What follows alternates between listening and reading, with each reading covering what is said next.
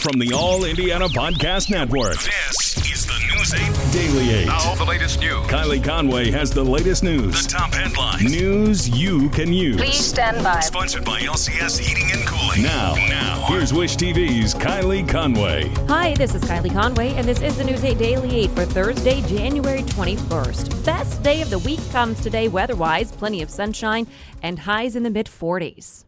We're good people.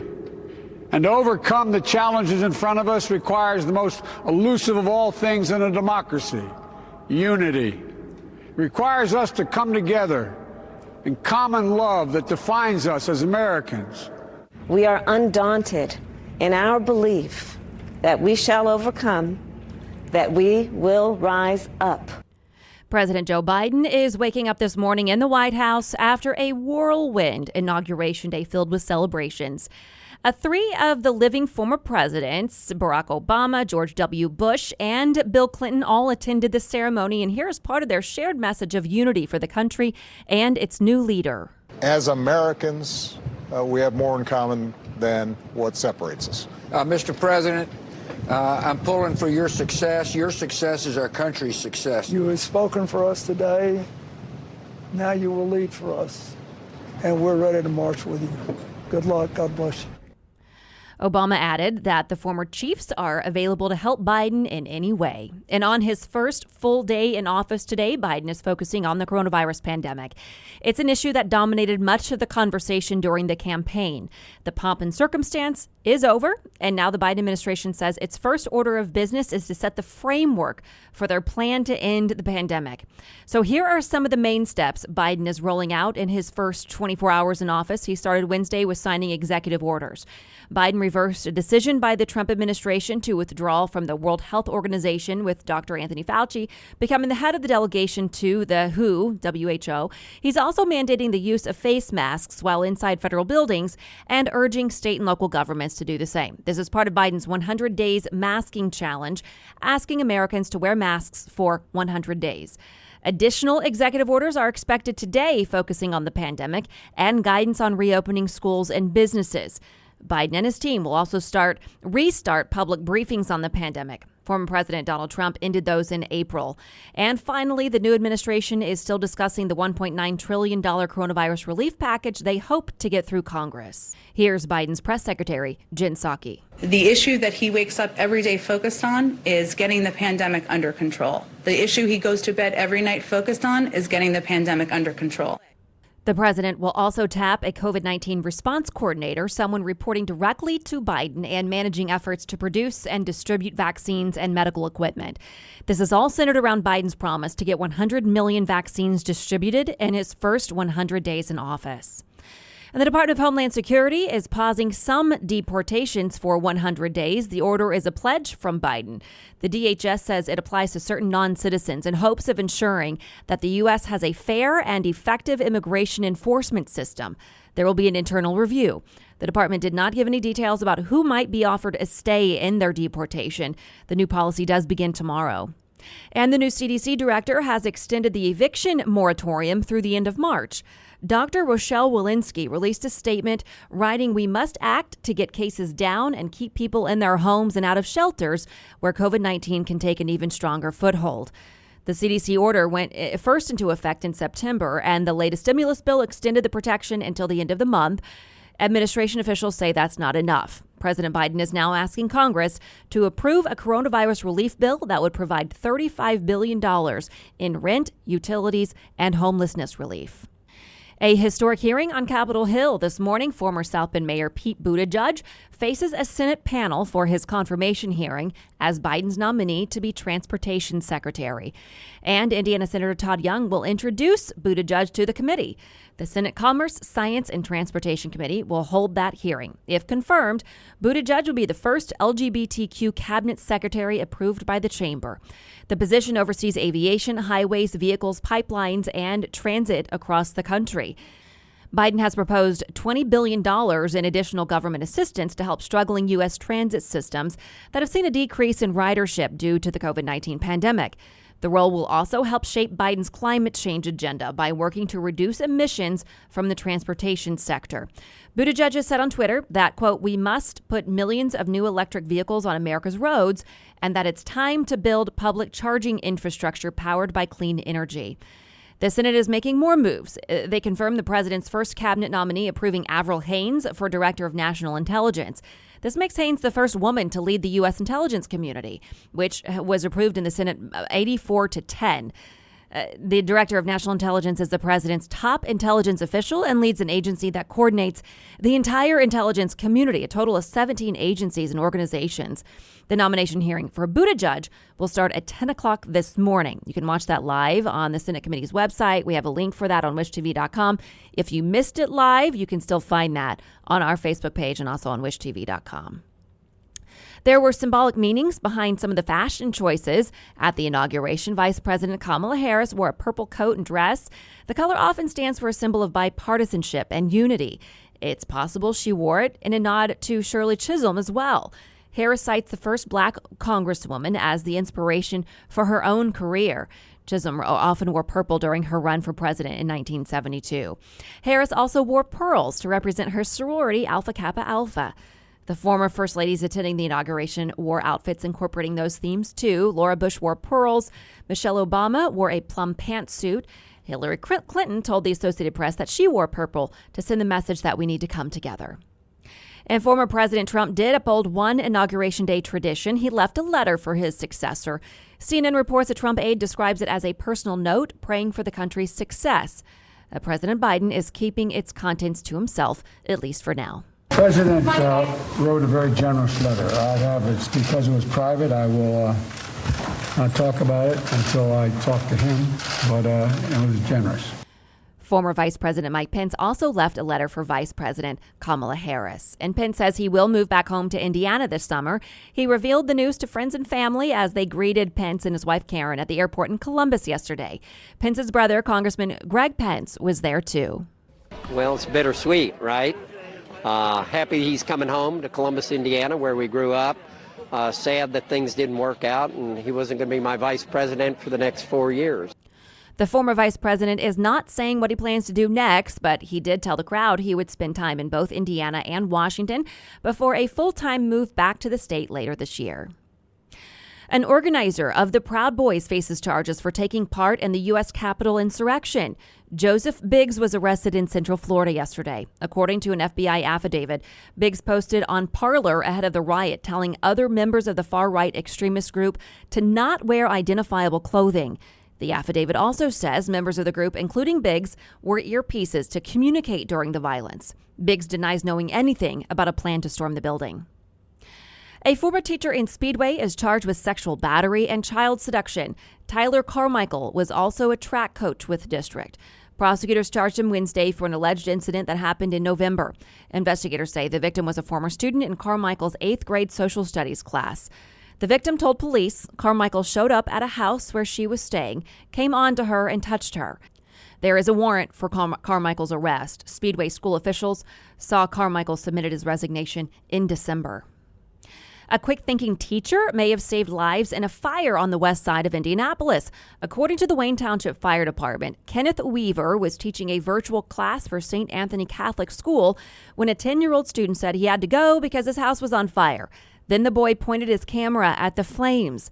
The teacher told the boy to get out and call 911. Weaver called 911 too. Firefighters say the boy and another child got out okay. And we do expect new information about the state's coronavirus fight and vaccine plans today. Governor Holcomb is set for his weekly update. The state says nearly 80,000 people in the state are now fully vaccinated. The CDC reports more than 16.5 million people across the country have gotten at least one shot of the vaccine. That's fewer than half of the doses sent to the state so far. More than 2 million have gotten both doses, and 14 million have gotten the first. And this morning, we're hearing real answers about an agonizing wait, the time between getting a vaccination and feeling safe to live life as normal. As Hannah Mordeau found out, patience is key. Doctors say it takes some time after that final COVID-19 vaccine shot for optimal protection to kick in. But even after that point, masks may be necessary for a while to keep your unvaccinated loved ones safe. As soon as I get the second shot, I'm going to hug them to death. A lot of grandmothers can relate to Andrea Batesel. She and her husband Brad just got their first dose of the COVID-19 vaccine here in Indianapolis. A main motivation? To safely hug their 8 grandkids again. We're a hugging family, and not to be able to hug is very hard. But healthcare workers say people may need to wait a bit longer for that hug. 1, 2, 3. After their shots. The immunity really happens 2 weeks after that second dose, full immunity. So in the meantime, we still need to do everything we've been doing, which is still social distancing, wearing your mask, washing your hands. According to the CDC, the vaccine has not been proven to reduce transmission of the virus. Not too bad, right? Health experts here in Indianapolis say the vaccine should highly reduce chances of people getting COVID-19 and therefore reduce transmission. But you should still keep the safety of unvaccinated people in mind. So it's important, even if you've received the vaccine, to know that there are several around you that haven't. That means holding off on that hug with the grandkids until everyone's gotten both of their doses of the vaccine. Still, these nurses say this shot is eventually the solution to our social distance dilemma. Is this the light at the end of the tunnel for them? It absolutely is, yeah, it is. It's a light at the end of the tunnel for all of us to get back to normal. Until then, grandmothers like Leela Ann Hill are prepared to be patient. I will still wear my mask, is what I've been told. She's determined to do whatever it takes. Just getting a hug from them. To get that hug back. Well, our grandchildren are very important to us. The community immunity is the goal here. Nurses say that we are closer to that every day. The CDC hasn't made it clear what percentage of the population needs to be vaccinated to get that herd immunity. However, Dr. Anthony Fauci has said between 70 and 85% of the population would need to be vaccinated to reach that herd immunity. And you can help a local park get national recognition. White River State Park is one of 20 up for USA Today's favorite city park in North America. USA Today notes the park's trails and waterways. It also mentions attractions like the Indiana State Museum, Indianapolis Zoo, Idle-Jorg Museum, and the NCAA Hall of Champions. As of this morning, the park is in second place behind Forest Park in St. Louis. You can vote once a day until noon on February 15th. The winners will be announced at the end of February. And a new shoe line honors one of Indiana's most important milestones. The new Breaking Down Barriers collection from Converse features the Crispus Attucks State Basketball Champions of 1955. The shoes will have the team colors and materials that represent a varsity letter jacket. There'll be 2 versions. Attucks State title was the first ever won by an all-black team. Converse says prices and a release date will come in the spring. One winning Powerball ticket was sold. That means someone or a pooled group will be $730 million richer. The ticket was bought in Maryland. Now just waiting to find out the exact location. This is the first time the Powerball lottery jackpot has topped $700 million. It grew to $730 million after nobody matched all 5 numbers and the red ball this past Saturday. The winning numbers in the drawing were 40, 53, 60, 68, 69, and Powerball 22. There hasn't been a winner since September, and allowing the lottery amount to grow steadily for months. It led to incredibly small odds of winning, 1 in 292.2 million chances. Right now, the Mega Millions sits at $970 million, the largest lottery prize it's ever been. There hasn't been a Mega Millions winner since last September as well, and that drawing is set for tomorrow night. Now to some business headlines. Eli Lilly and Company stock is up 19% in a week on hopes that its Alzheimer's drug will continue to show benefit. But some think the stock has gotten ahead of itself. The Citi research analyst believes that rising market expectations will ultimately be tempered by caution, given history of failed Alzheimer's disease trials historically. Lilly has said it will provide detailed data to back up last week's announcement about the trial on March 13th. And meanwhile, banks say they're seeing strong demand for PPP loans. Applications opened last week for Indiana businesses. Some banks say they're hearing a sense of urgency for small businesses that have been hit by the pandemic. U.S. hotels recorded the lowest occupancy rates on record in 2020. The COVID-19 pandemic kept travelers at home and ate up lodging industry profits. Hotel occupancy was just 44% for the year, down from 66% in 2019 and the lowest number on record. That's according to data provider STR. The industry passed 1 billion unsold rooms for the first time in history, topping the previous record of 786 million in 2009. The industry will likely show nearly zero profit for the year. A British cruise line will require a vaccine to be a passenger. It's a first in the industry. Saga Cruises says passengers must have received both doses of the vaccine at least 14 days before they're set to board. As for those who are simply not interested in being vaccinated for whatever reason, they will not be able to sail under those current guidelines. And you can now celebrate Groundhog Day this February 2nd with an $80 cameo from Punxsutawney Phil. The world-famous groundhog joined the growing list of animal creators on Cameo, which means you can book your very own video for a price.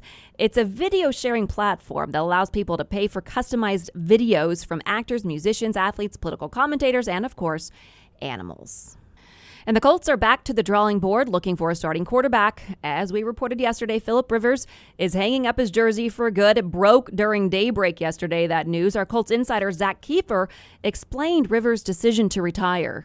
I don't know exactly what changed, but there was a time right after the Colts lost to the Bills in the playoff game where Rivers said, he was getting emotional. He said, whatever happens is going to happen. And I think he started to accept the fact that it might not happen. And he met with Chris Ballard after the season. They had an hour-long talk. And in that meeting, he told Chris Ballard, I'm not 100% right now. And Ballard told him, I need you to be 100%. Take a month, and then we'll reconvene. It didn't take a month. It took a couple days. The Colts backup, Jacoby Brissett, is unsigned. That leaves Jacob Eason the only quarterback on the roster. The team picked him in the 4th round of last year's draft. General manager Chris Ballard has mentioned looking for a QB in the draft. Many sports analysts suggest the Colts might go after Alabama's QB, Mac Jones, or they could trade for Eagles QB Carson Wentz or Detroit's Matthew Stafford. And finally, on the Daily 8, we have a somber reminder that there is more than COVID-19 inside our local hospitals. News 8's Brenna Donnelly recently spoke with a man who is saying goodbye to his wife, who has unsurvivable breast cancer in the last stages. And due to pandemic visitor restrictions, she's often alone in the hospital. He has a message, and it has a lot to do with the people who work there in healthcare. She's the sweetest gal in the world. That's Joe Carter talking about his wife, Kata. 3 years ago, she was diagnosed with an aggressive form of breast cancer called inflammatory breast cancer. The start of the Carter family needing a lot of help. The hospital staff were there, including 2 nurses who donated their breast milk to feed her baby. It was thousands of ounces of breast milk. Now it's 2021 and the cancer is back and spread to her brain. Kata Carter is nearing end-of-life care. There's been lots of tears for the last 3 years, from the initial diagnosis. But there's a pandemic going on, making an impossible situation even worse. Her husband says she can't have consistent visitors, and she's treated by staff exhausted from the COVID wing. But in big, little ways, the staff are helping this family, breaking protocol to allow family gatherings in her room, reading her mail to her out loud, going out of their way to keep them updated. The generosity of strangers never ceases to amaze me. It's led Joe Carter to conclude, just patience with everybody in healthcare. They're stretched thin, and the experience that I'm getting is that they're doing everything that they can possibly do. Kata Carter is currently at IU Health Methodist and recently saw her parents and husband in person. Her 3 kids are now waiting for their turn. You can read much more about the story at wishtv.com. There you can also find information about a fundraiser for her. This has been your News 8 Daily 8. For Wish TV, I'm Kylie Conway. Online at wishtv.com and follow us on Facebook when you search Wish TV. The News 8 Daily 8 is sponsored by LCS Heating and Cooling. Be sure to like and subscribe to this podcast. The News 8 Daily 8 with Kylie Conway. And be sure to discover even more great podcasts now at allindianapodcastnetwork.com.